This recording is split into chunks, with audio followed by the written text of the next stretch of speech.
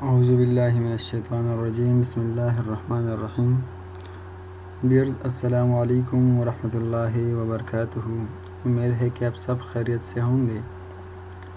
Dears, हमारे पास ये KPPSC के मॉडल पेपर्स है जो कि Khyber Pakhtunkhwa public service commission के स्टैटिस्टिकल ऑफिसर यानी BPS 17 के पेपर है।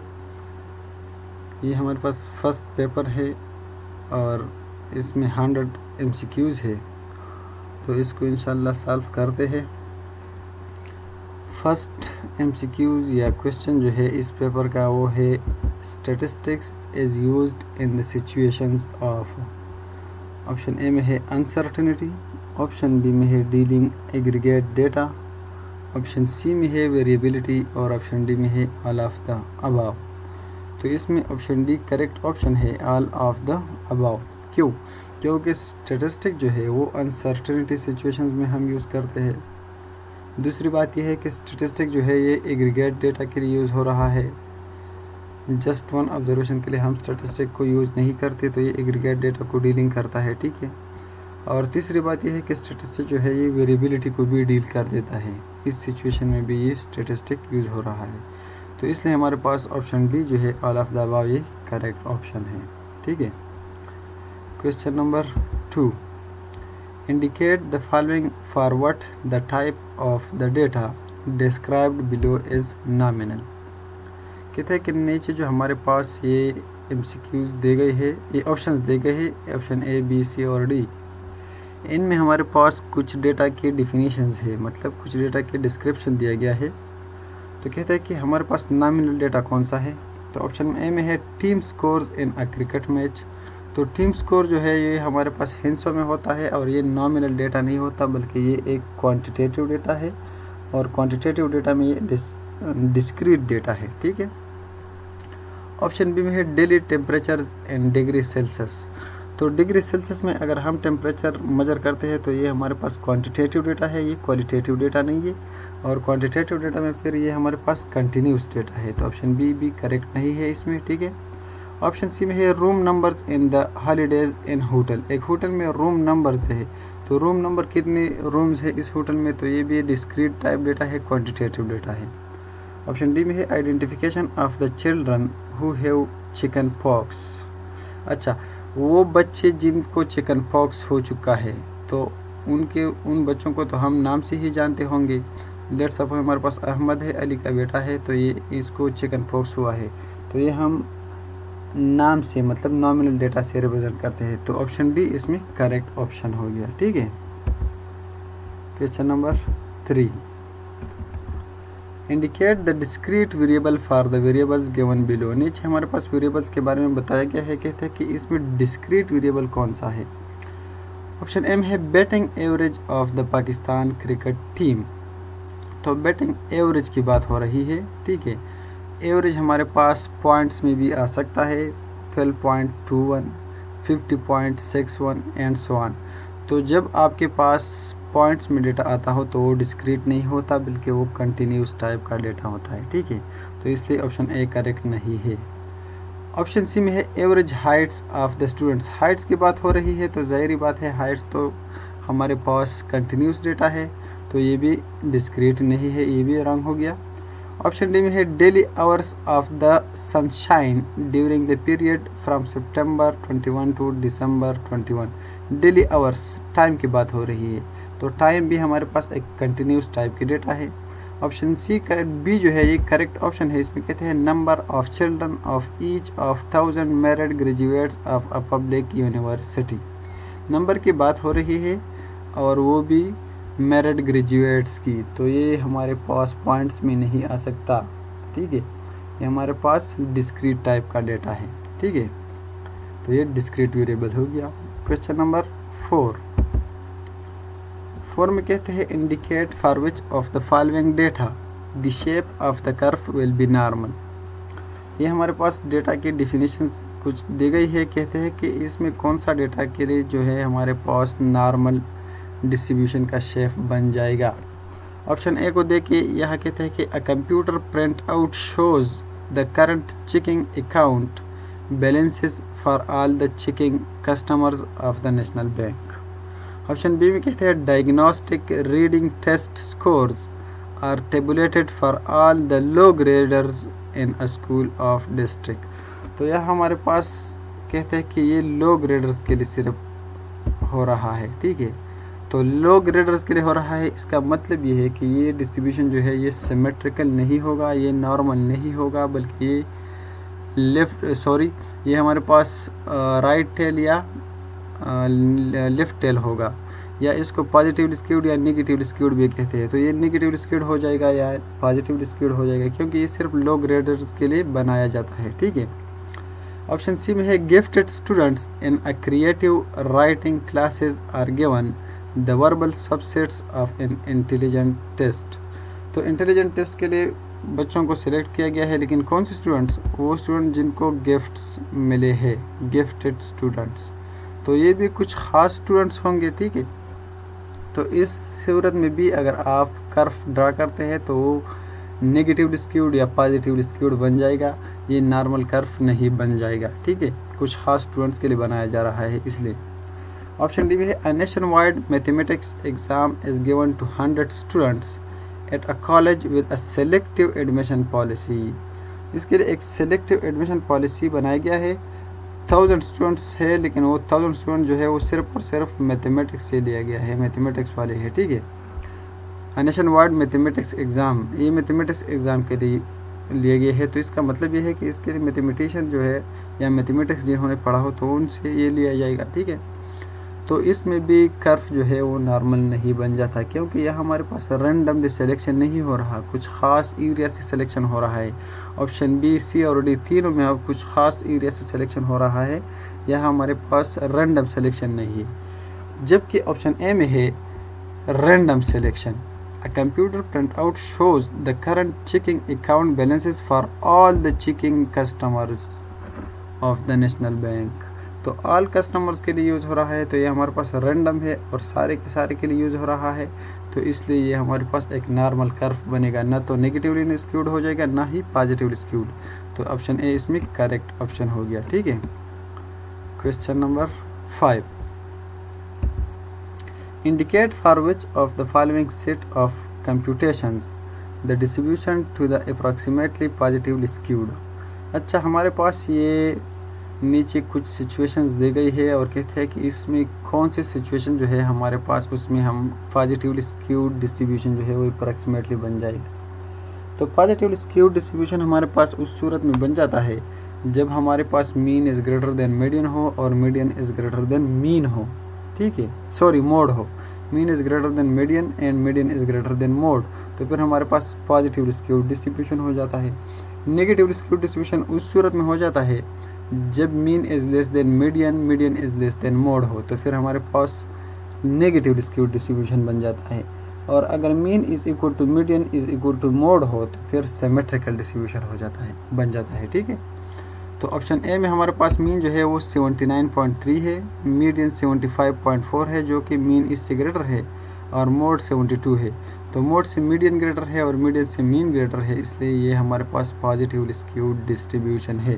बाकी सब जो है उसमें मीन या मीडियन में कुछ डिफरेंस है। यहाँ देखिए mean is greater than median, but median is not greater than mean is greater than median 25.6, 24.9 and mode is 24। ये सूरत भी ठीक है, इसमें भी हमारे पास करेक्शन तो है। और सी को देखे mean is 128, median is 12 and mode is 135। यहाँ मोड हमारे पास ग्रेटर है मीडियन से, ठीक है, और मोड से मीन से भी ग्रेटर है। मीन 50, मीडियन 49 और मोड इज़ 50, यहाँ भी मोड ग्रेटर है मीडियन से, ठीक है। इस सूरत में भी हमारे पास बात सही है, गलत तो नहीं है, क्योंकि यहाँ हमारे पास 25.6 है, ये 24.9 है और ये 24 है। इस सूरत में mean is greater than median और median is greater than mode है। लेकिन बेस्ट सूटेबल आंसर हमारे पास ऑप्शन ए है। क्यों? क्योंकि यहाँ हमारे पास मीन जो है वो मीडियन से बहुत ज़्यादा बड़ा है और इस तरह मीडियन जो है वो भी मोड से बहुत ज़्यादा बड़ा है। यहाँ डिफरेंस बहुत कम है, यहाँ डिफरेंस बहुत ज़्यादा है, तो इसलिए ऑप्शन ए जो है ये बेस्ट सूटेबल आंसर है। अगर हालांकि ऑप्शन बी जो है ये भी करेक्ट ऑप्शन है, लेकिन बेस्ट सूटेबल नहीं है, ठीक है। तो यह हमारे पास बेस्ट सूटेबल आंसर जो है वो ऑप्शन ए है, तो इसको हम सेलेक्ट करते हैं, ये करेक्ट ऑप्शन हो गया। Question number 6, a probability of one represents, option A में है इम्पॉसिबिलिटी, ऑप्शन बी में है an improbable event, option C में है 50 to 50 और ऑप्शन डी में है सर्टेनिटी। तो ये हमारे पास ऑप्शन डी करेक्ट है। प्रोबेबिलिटी ऑफ वन हमारे पास यकीनी सूरत हाल को रिप्रेजेंट करते हैं और सर्टेनिटी जो है ये भी यकीनी सूरत हाल होती है, तो ऑप्शन डी इसमें करेक्ट होती है, ठीक है, होगा। Question number 7, 3 coins are tossed, what is the probability that 3 will all be heads of. 3 coins हमने टास्क कर लिए है, तो कहते हैं कि इसकी प्रोबेबिलिटी क्या है कि तीनों के तीनों जो है वो हेड्स हो। तो जब आप 3 टास्क को जो है 3 काइंस को टास्क करते हैं, तो इसमें एक ऑप्शन ऐसा है जिसमें सारे के सारे हेड्स आएंगे, ठीक है, 3 हेड्स आए जाएंगे और टोटल सैंपल्स पे जो हम है हमारे पास 8 बन जाता है, तो 1/8 इसकी प्रोबेबिलिटी होगी। ऑप्शन ए इसमें करेक्ट ऑप्शन है, ठीक है।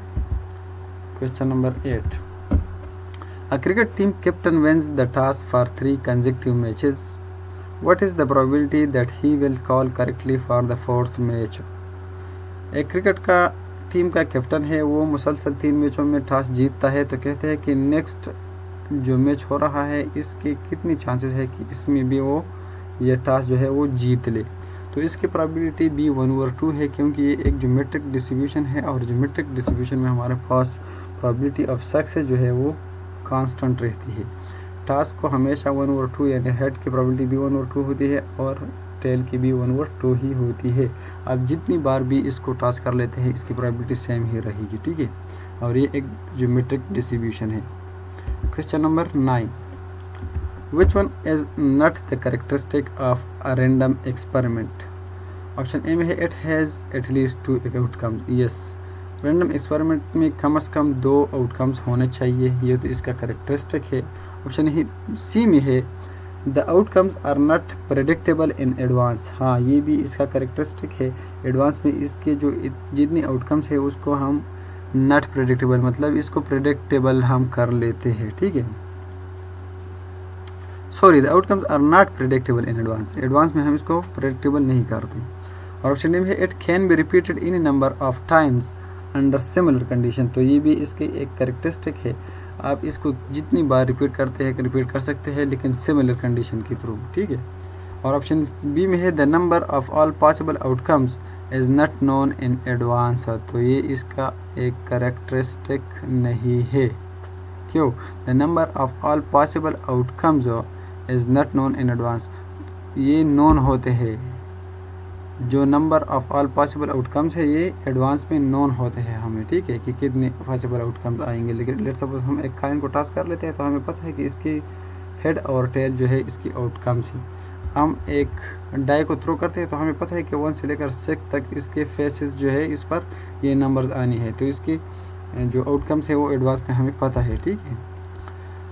अब question number 10, A and B are 2 mutually exclusive events. The probability of A happening is 1/4. The probability of B happening is 1/3. The probability of neither A nor B happening is अच्छा, ये दोनों mutually exclusive events है। Mutually exclusive events का मतलब ये है कि probability of A union B is equal to probability of A plus probability of B।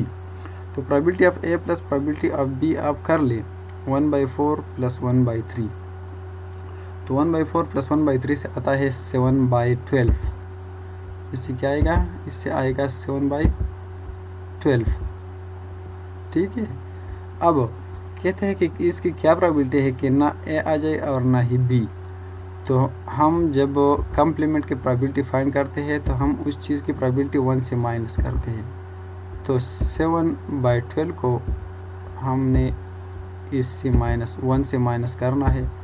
अगर आप 1 से 7/12 माइनस कर ले तो इससे आएगा 5/12। तो ऑप्शन ए जो है ये करेक्ट ऑप्शन हो गया, ठीक है। Question number 11, A and B are 2 independent events. वो म्यूचुअली एक्सक्लूसिव इवेंट्स थे, अब ये इंडिपेंडेंट इवेंट्स है। The probability of A is 1/4 and B is 1/3। The neither probability of A nor B is. अच्छा, ए की प्रोबेबिलिटी 1/4 है और B की प्रोबेबिलिटी जो है वो 1/3 है, ठीक है। और ये दोनों जो है वो ये इंडिपेंडेंट इवेंट्स है। इंडिपेंडेंट इवेंट्स का मतलब ये है कि probability of A and B is equal to probability of A dot probability of B. तो हम इन दोनों की प्रोबेबिलिटी फाइंड करते हैं, तो 1/4 multiplied by 1/3 is equal to 1/12। इसकी प्रोबेबिलिटी आ जाएगी 1/12। इन दोनों की एट ए टाइम प्रोबेबिलिटी क्या आ जाएगी 1/12, ठीक है। अब कहते हैं कि ना ए आ जाए और ना बी आ जाए, ठीक है। तो इसकी प्रोबेबिलिटी क्या है, तो हम 1 से 1/12 को माइनस कर लेंगे। जब 1 से 1/12 को माइनस कर लेंगे तो इससे आ जाएगी 11/12। तो ऑप्शन डी इसमें करेक्ट ऑप्शन है। ये इंडिपेंडेंट इवेंट्स है, तो इंडिपेंडेंट इवेंट जो है ये म्यूचुअल एक्सक्लूसिव इवेंट्स नहीं होते, ठीक है।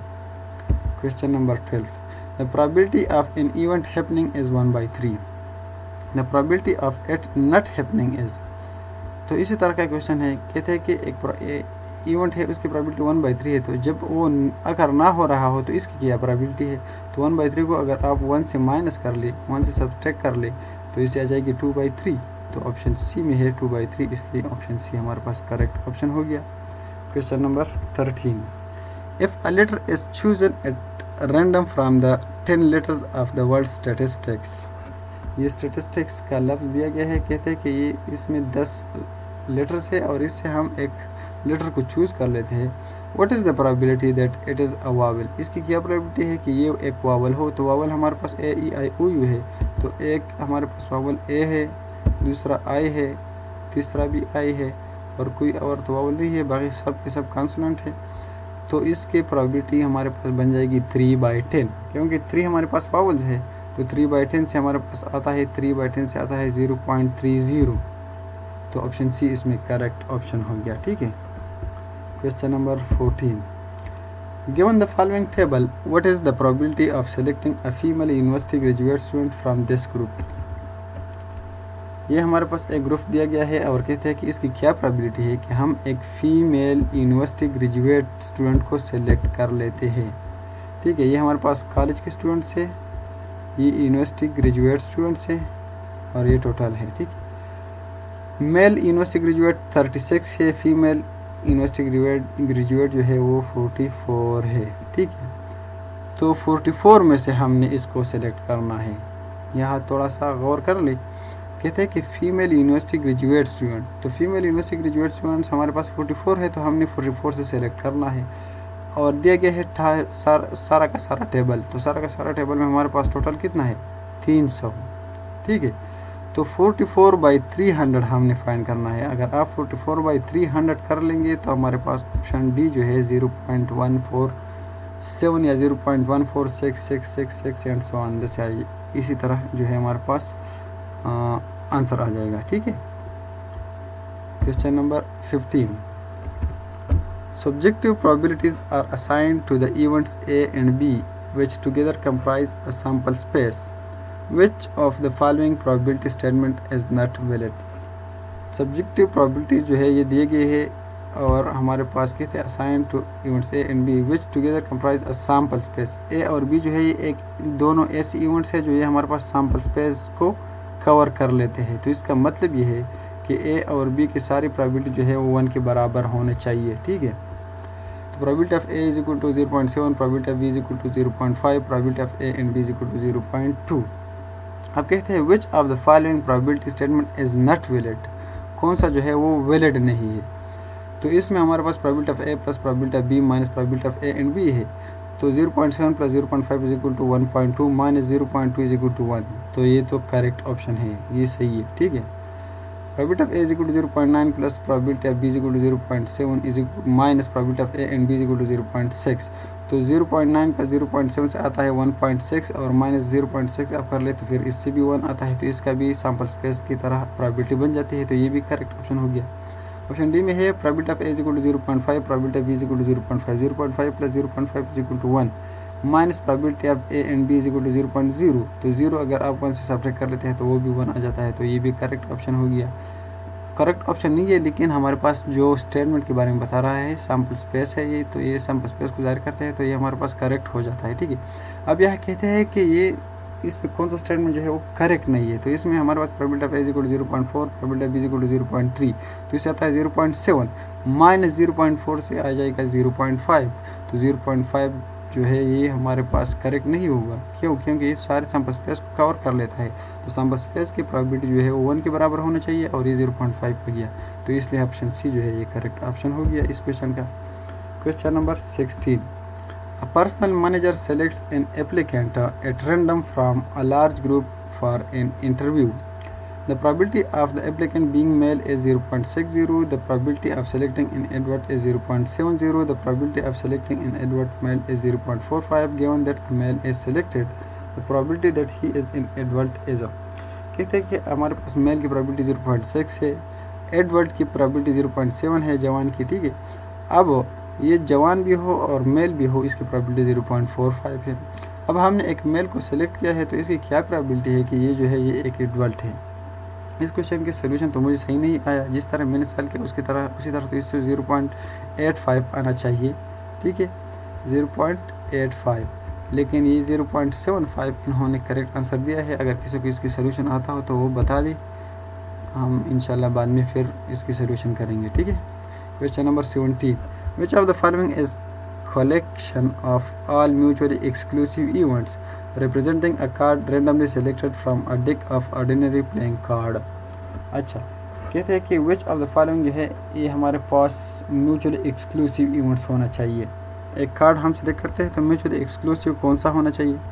ऑप्शन ए में है king queen and face, option B में heart diamond black and red, option C में है 10 7 जैक और ये करेक्ट ऑप्शन है। मैं बता रहा हूँ कि ये किस तरह करेक्ट है, ठीक है।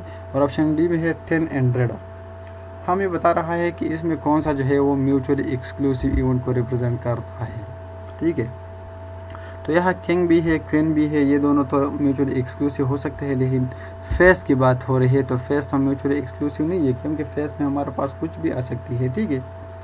ऑप्शन सी बी में है हार्ट डायमंड ब्लैक और रेड, इसमें हमारे पास भी डायमंड में भी बहुत कुछ है, ठीक है, 13 कार्ड्स इसमें भी है, हार्ट में भी 13 है, ब्लैक और रेड में भी 13, ब्लैक और रेड में 26 है, ठीक है। तो इसमें म्यूचुअली एक्सक्लूसिव नहीं है, क्योंकि एक कार्ड जो है वो 2 टाइम या 3 टाइम जो है वो सेलेक्ट हो सकता है।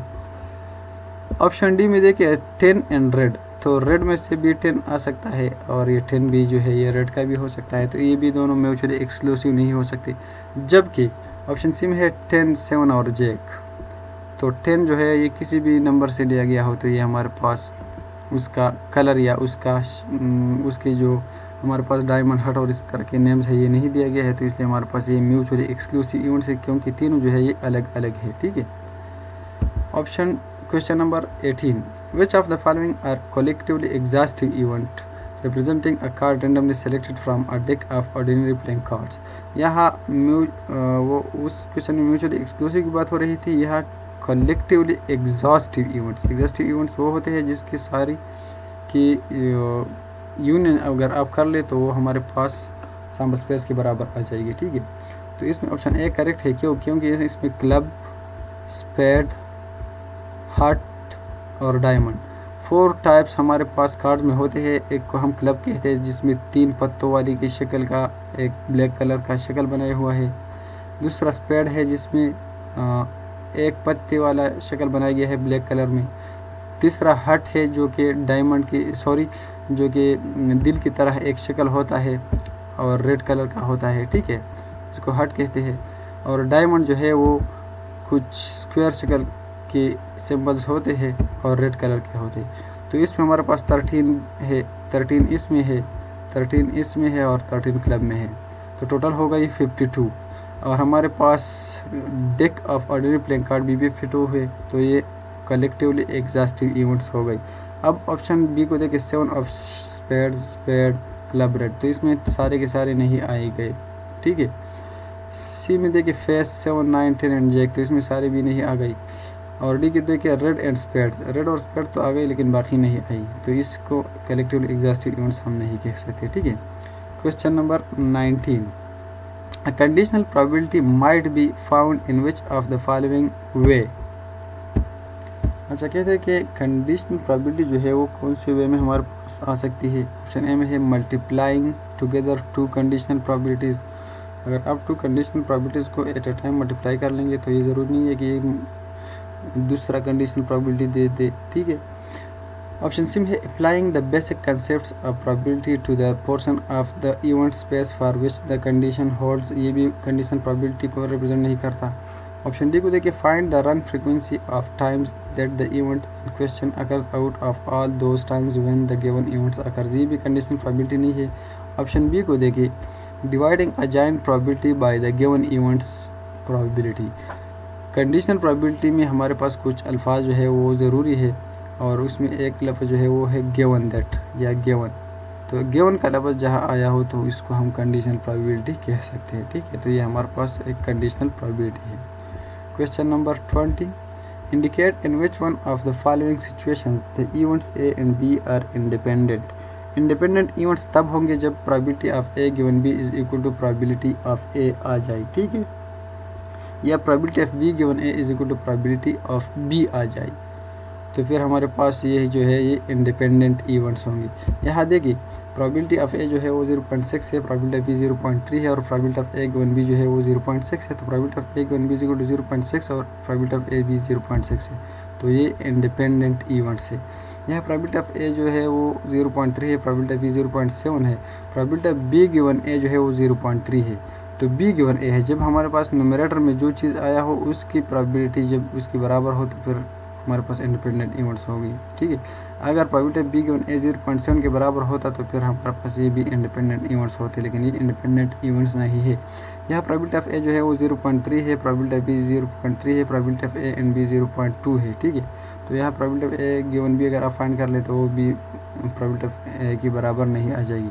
ए and B are mutually exclusive, probability of A is equal to 0.1, probability of B is equal to 0। यहाँ म्यूचुअली एक्सक्लूसिव की बात हो रही है। तो म्यूचुअली एक्सक्लूसिव इवेंट जो है वो इंडिपेंडेंट नहीं होती बल्कि वो डिपेंडेंट होते हैं। क्यों? क्योंकि जब म्यूचुअली एक्सक्लूसिव इवेंट्स होते हैं तो इसका मतलब ये है कि जब एक अगर हो रहा हो तो दूसरा अगर नहीं हो रहा होगा। तो ये दोनों डिपेंडेंट है एक दूसरे पे। लेट्स सपोज हमारे पास काइन है, अगर हम काइन को टॉस कर लेते हैं तो जब हेड आता है तो फिर टेल नहीं आएगा। तो ये दोनों डिपेंडेंट है और हेड और टेल जो है ये म्यूचुअली एक्सक्लूसिव इवेंट्स है, ठीक है।